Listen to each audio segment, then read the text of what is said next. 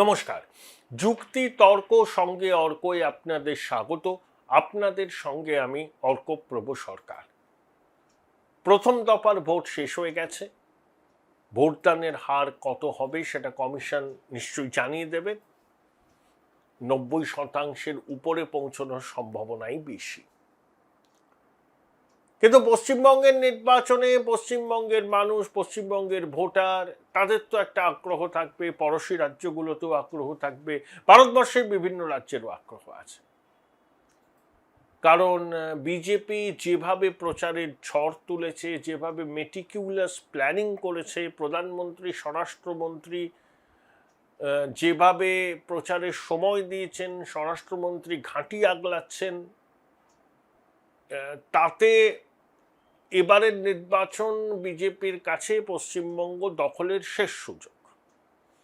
যদি পশ্চিমবঙ্গ তারা দখল করে, তাদের অঙ্গবঙ্গ কলিঙ্গ জয় তাদের সম্পূর্ণ হবে এবং বিজেপি ইকোসিস্টেমের কাছে পশ্চিমবঙ্গের জয় সেটা একটা বিরাট বড় অ্যাচিভমেন্ট।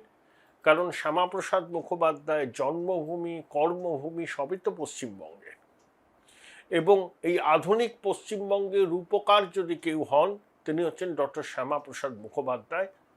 ডক্টর শ্যামাপ্রসাদ মুখোপাধ্যায়, এন.সি. চ্যাটার্জি, তারপরে আরও হিন্দু জনপ্রতিনিধি বিদায়, এমনকি জ্যোতিবাবু, রতনলাল ব্রাহ্মণ, ডক্টর বিধানচন্দ্র রায়, ডক্টর মেঘনাথ সাহা প্রমুখ না থাকলে এই পশ্চিমবঙ্গের সৃষ্টি হতো না। অবিভক্ত ভারতের পশ্চিমবঙ্গের আইনসভায় হিন্দু বিধায়করা ভোট দিয়ে পশ্চিমবঙ্গের সৃষ্টি করেছিলেন। 47-এর 20 জুন সেটা পশ্চিমবঙ্গের জন্মদিন। আর বিজেপি যদি তার অভীষ্টে পৌঁছতে না পারে, সেটা গেরুয়া শিবিরের কাছে বড় সেটব্যাক হবে এবং মমতা বন্দ্যোপাধ্যায় সর্বভারতীয় রাজনীতিতে বিজেপি বিরোধী পরিসরের মধ্যমণি হয়ে উঠবেন এবং সেক্ষেত্রে রাহুল গান্ধীর নেতৃত্ব চ্যালেঞ্জের মুখে পড়বে। এমন হতে পারে 2029-এ মমতাকে মুখ করে বিজেপি বিরোধী লড়াইয়ের ডাক দিতে পারে আইএনডিআইএ জোটের শরিকেরা, যদি মমতা বন্দ্যোপাধ্যায় বিজেপির আটকে দিতে পারেন ক্ষমতা দখলের থেকে। কেন এই কথাগুলো বললাম? আমাদের তো আগ্রহ আছে, আমরা তো বঙ্গবাসী, ভোট দিই, দেশের মানুষের আগ্রহ আছে, কিন্তু পড়োশি বাংলাদেশের সাংবাদিক, রাজনৈতিক নেতা, সাধারণ মানুষ এবং কট্টর র্যাডিক্যাল ইসলাম, জামাত, ওই বৈষম্য বিরোধী ছাত্ররা সবাই অধীর আগ্রহে তাকিয়ে আছেন পশ্চিমবঙ্গের ফলাফলের দিকে। কেন, সেটাই আপনাদের সামনে বলার চেষ্টা করব। তার আগে আপনাদের স্বনির্বন্ধ অনুরোধ জানাই, চ্যানেল সাবস্ক্রাইব করবেন এবং থ্যাঙ্কস বাটনে ক্লিক করতে ভুলবেন না। ভারত ও বাংলাদেশের মধ্যে 4000 কিলোমিটারের উপরে দীর্ঘ সীমান্ত আছে, পশ্চিমবঙ্গের সঙ্গে 2200 কিলোমিটার। তার 1/3 ফেন্সিং নেই, এমন কিছু অংশ আছে যেখানে 1/4 ফেন্সিং নেই, বেটার বলা ভালো, এমন কিছু অংশ আছে যেখানে ফেন্সিং করা সম্ভব না। তাহলে বাংলাদেশের সঙ্গে পশ্চিমবঙ্গের সাংস্কৃতিক, বাণিজ্যিক সবকিছুরই নিবিড় যোগাযোগ। কারণ দেশভাগ হওয়ার পর প্রথমে পূর্ব পাকিস্তান, তারপরে বাংলাদেশ, কিন্তু ওখানকার মানুষের সংস্কৃতি, আদান প্রদান, বহু মানুষের ভিটেমাটি ওপার বাংলায় ছিল, একটা নিবিড় আত্মীয়তা আছে, নিবিড় আত্মীয়তা আছে। এটা অস্বীকার করে তো লাভ নেই। কারণ এখানকার মানুষও বাংলা বলেন, পূর্ববঙ্গের মানুষ, বাংলাদেশের মানুষও বাংলা বলেন, যদিও বাংলাদেশের মানুষের বাংলার সঙ্গে পশ্চিমবঙ্গের মানুষের বাংলার অনেক ফারাক আছে, বিশেষত কথ্য ভাষায়। আপনি সিলেটের কথ্য ভাষা, চট্টগ্রামের কথ্য ভাষা বুঝতেই পারবেন না, কিন্তু সেটাও এক ধরনের বাংলা। যাই হোক, তো বাংলাদেশে 2009 থেকে 2024-এর 5ই অগস্ট পর্যন্ত মোটামুটি স্থিতাবস্থা ছিল, আওয়ামী লীগের সরকার ছিল। 2009 থেকে 14 পর্যন্ত মনমোহন সিং, তারপরে নরেন্দ্র মোদী, একটা ইকুইলিব্রিয়াম ছিল সম্পর্কে। কিন্তু 2024-এর 5ই অগাস্টের পর পরিস্থিতি বদলে যায়। ইউনূসের প্যারিস থেকে উড়ে আসা উপদেষ্টা, বৈষম্য বিরোধী ছাত্র আন্দোলনের নেতারা ক্ষমতা পেয়ে যাওয়া, চিন্ময় প্রভুর জেল যাওয়া, সংখ্যালঘু নিধন, এথনিক ক্লিনজিং এর রাস্তায় হেঁটেছিল ইউনূসের নেতৃত্বাধীন যে প্রশাসন, তার মদতপুষ্ট জঙ্গিরা চুপ করেছিলেন শুধু ইউনূস। পাকিস্তানের পা চাটতে শুরু করেছিলেন। তারপর একটা অনেক টালবাহানা করে একটা নির্বাচন হলো, সেই নির্বাচনে বিএনপি বিপুলভাবে ক্ষমতায় আসলো, জামাত প্রধান বিরোধী দল হলো, এবং ভারত পশ্চিমবঙ্গ লাগোয়া বাংলাদেশের যে সীমানা, সেই সীমানায় বাংলাদেশের অংশে সবকটি আসনে জিতল জামাত। জামাত মুক্তিযুদ্ধের চেতনার বিরোধী। জামাত মনে করে বাংলাদেশের সৃষ্টি আসলে জিন্নাত দ্বিজাতি তত্ত্বের মূলে কুঠারাঘাত। এখন তারা মুক্তিযুদ্ধের সময় তাদের অবস্থান নিয়ে কখনো ক্ষমা চায়নি, চাইবেও না। জামাত মনে প্রাণে বাংলাদেশি জাতীয়তাবাদের বিরোধী। তারা বাংলাদেশকে পাকিস্তানের কলোনিতে রূপান্তর করতে চায়। বিএনপিও মুক্তিযুদ্ধের শক্তি। বিএনপি দাবি করে তাদের ফাউন্ডার মুজিবুর রহমান, জিয়াউর রহমান এই স্বাধীনতার ঘোষণা করেছিলেন।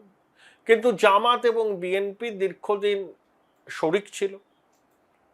বিএনপি মন্ত্রিসভায় জামাত যোগ দিয়েছিল। সাবেক বিএনপি সরকার, যার শিল্পমন্ত্রী ছিলেন তৎকালীন জামাতের আমির এবং স্বরাষ্ট্র প্রতিমন্ত্রী ছিলেন লুৎফুজ্জামান বাবর, চট্টগ্রামের বন্দরে কন্টেনার ভর্তি অস্ত্র নেমেছিল উত্তর পূর্বে জঙ্গিদের সহায়তার জন্য। ভারত এবং বিএনপির সম্পর্ক কখনোই আওয়ামী লীগের সঙ্গে ভারতের সম্পর্কের যে উষ্ণতা ছিল না। এটা বিএনপির অভিযোগ যে ভারত সরকার বাংলাদেশকে দেখে শুধু আওয়ামী লীগের চোখ দিয়ে। কিন্তু পরিবর্তিত পরিস্থিতিতে তারেক রহমান প্রধানমন্ত্রী হয়েছেন, নির্বাচিত সরকার এসছে, খলিলুর রহমান বিদেশ মন্ত্রী হয়েছেন, তিনি ভারত সফর করেছেন, প্রধানমন্ত্রী উষ্ণ অভিনন্দন জানিয়েছেন তারেককে। আর শোনা যাচ্ছে তারেক রহমান তার প্রথম বিদেশ সফর হিসাবে নয়াদিল্লিকেই বেছে নেবেন। এই আবহে পশ্চিমবঙ্গের নির্বাচনের দিকে অধীর আগ্রহে তাকিয়ে আছে বাংলাদেশের সব পক্ষ। ধরুন তৃণমূল যদি জিতে যায়, তাহলে বাংলাদেশের অনেকেই কি বলবো, আশ্বস্ত হবেন, স্বস্তি পাবেন। অর্থাৎ দিল্লির সঙ্গে ঢাকার সম্পর্কের ক্ষেত্রে একটা বাফার হিসাবে কাজ করবে পশ্চিমবঙ্গের তৃণমূল সরকার। কারণ বিজেপির যে ন্যারেটিভ, ঘুষপেটিয়া, সীমানায় বেড়া দিয়ে দেব, বাংলাদেশ থেকে এসে অনুপ্রবেশকারীরা ভারতের সম্পদ দখল করছে, কাজের বাজারে ভাগ বসাচ্ছে, এটা বাংলাদেশের গণমাধ্যম বলুন, বাংলাদেশের সাধারণ মানুষ এই ন্যারেটিভকে গ্রহণ করে না। তারা বিজেপিকে উগ্র হিন্দুত্ববাদী পার্টি বলে মনে করে। সেক্ষেত্রে তৃণমূলের সিএএ বিরোধী অবস্থান, অনুপ্রবেশের বিষয় নিয়ে তৃণমূলের একটা অবস্থান, বাংলাদেশের বেশিরভাগ মানুষকে মনে করে যে দিল্লি ঢাকার সম্পর্কের ক্ষেত্রে একটা বাফার হিসাবে কাজ করবে তৃণমূল। আবার একই সঙ্গে তৃণমূলের সরকার হলে তিস্তা চুক্তির ভবিষ্যৎ যে বিষবাও জলে সেটা ঢাকা জানে।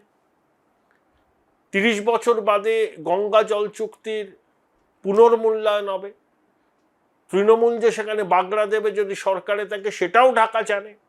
তাই তাদের অবস্থাটা শাঁখের করাতের মতো। আবার বিজেপির সরকার হলে ঢাকা জানে যে পশ্চিমবঙ্গ, যেটা এতদিন দিল্লির সঙ্গে অসহযোগিতার রাস্তায় গেছিল প্রশাসনিক ক্ষেত্রে, তারা বিজেপি ইকোসিস্টেম সামিল হয়ে যাবে। সেখানে ঢাকার সুবিধাও আছে, পরিকাঠামোগত সুবিধা, বিনিয়োগ, ব্যবসা বাণিজ্য, সীমান্ত সুরক্ষা, এর একটা কি বলবো আর কি, একটা সমন্বয় অনেক জোরদার হবে, এটাও তারা জানে। কিন্তু ঘুসপেটিয়া ন্যারেটিভ যেটা বিজেপি তৈরি করেছে, সেটা বাংলাদেশি গণমাধ্যমও সেটাকে সমর্থন করছেন এবং বাংলাদেশের মানুষও সমর্থন করছেন না। জামাত যেটা চাইছে যে কোনো মূল্যে যাতে এখানে বিজেপির সরকার না আসে। দেখুন, ওই শামশেরগঞ্জের ঘটনার পিছনে জামাতের ইন্ধন ছিল। জামাত ভারত বিরোধী শক্তি, উগ্রবাদী শক্তি, তারা চায় এথনিক ক্লিনজিং করতে বাংলাদেশে।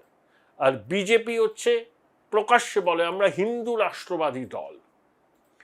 তাই জামাতে ইসলামীর সঙ্গে বিজেপির কোনো মতাদর্শগত মিল নেই। মতাদর্শগত মিল তো থাকা কথাই নয়, বিরোধ আছে।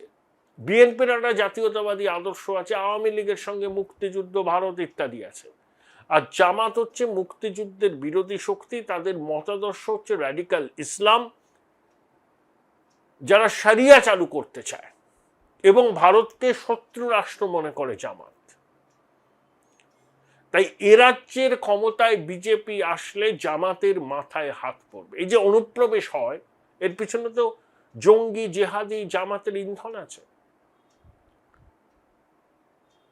এই যে সাদরাডির মতো লোকজন ধরা পড়ে, লস্করে তৈবার স্লিপার সেল ধরা পড়ে, তাদের মাথা বাংলাদেশে লুকিয়েছিল, তাকে সম্প্রতি ধরা হয়েছে। আনসারুল্লাহ বাংলার প্রধান জসিমউদ্দিন রহমানি যেভাবে হুমকি দেন চিকেন নেককে বিচ্ছিন্ন করার, এরা হচ্ছে র্যাডিক্যাল ইসলামের ধারক ও বাহক। এরা অধীর আগ্রহে অপেক্ষা করে আছে চৌঠা মের আউটকামের জন্য।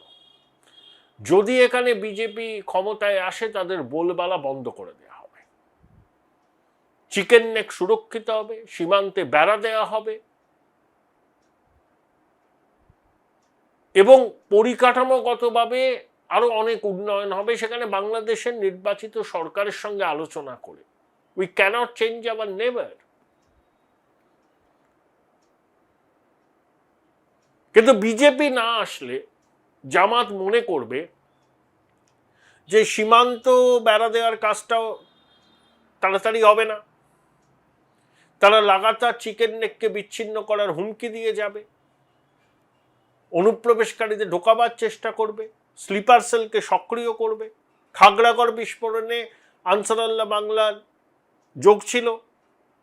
জসিমউদ্দিন রহমানি মুক্তমনা ব্লগারদের খুনের অভিযুক্ত, তাকে ইউনূসের সরকার একেবারে রাজকীয় সম্বর্ধনা দিয়ে জেল থেকে মুক্তি দিয়েছে। এরাই অনেকে গ্রেটার বাংলাদেশ গঠনের কথা বলেছিল। হিজবুত তাহরীরের জঙ্গি, যেটা ইউনূসের একজন উপদেষ্টা ছিল, সে বিকৃত বাংলাদেশের মানচিত্র তৈরি করে পশ্চিমবঙ্গে বাংলাদেশের মধ্যে ঢুকিয়ে দিয়েছিল। এই এলিমেন্টরা চিন্তিত হয়ে পড়বে এখানে বিজেপি ক্ষমতায় আসলে। বিজেপি ক্ষমতায় না আসলে এই এলিমেন্টরা উৎসাহিত হবে। তাই বাংলাদেশের সব পক্ষই পশ্চিমবঙ্গের ফলাফলের আউটকামের দিকে নজর রাখছে। তাদের বিশেষ আগ্রহ এবারের নির্বাচন নিয়ে। অন্য রাজ্যে ভারতের নির্বাচন নিয়ে তাদের কোনো আগ্রহ নেই, পশ্চিমবঙ্গ নিয়ে আগ্রহ থাকাটা স্বাভাবিক, কারণ একেবারে লাগোয়া পশ্চিমবঙ্গ, এত বড় সীমান্ত আছে। বাংলাদেশের মানুষের ভাষা, সংস্কৃতি, রবীন্দ্রনাথ, নজরুল, জীবনানন্দ, কলকাতার পশ্চিমবঙ্গের মানুষের ভাষা সংস্কৃতির সঙ্গে তো অনেকটা মেলে, তো সেটা স্বাভাবিক। কিন্তু জঙ্গি, জেহাদি, জামাত, হিজবুত তাহরীর, তারা দুরু দুরু পক্ষে অপেক্ষা করছে চৌঠা মের জন্য। যদি বিজেপি ক্ষমতায় আসে, তারা জানে সীমান্ত দিয়ে চোরা চালান আর জঙ্গি চালান চিরকালের জন্য বন্ধ হয়ে যাবে।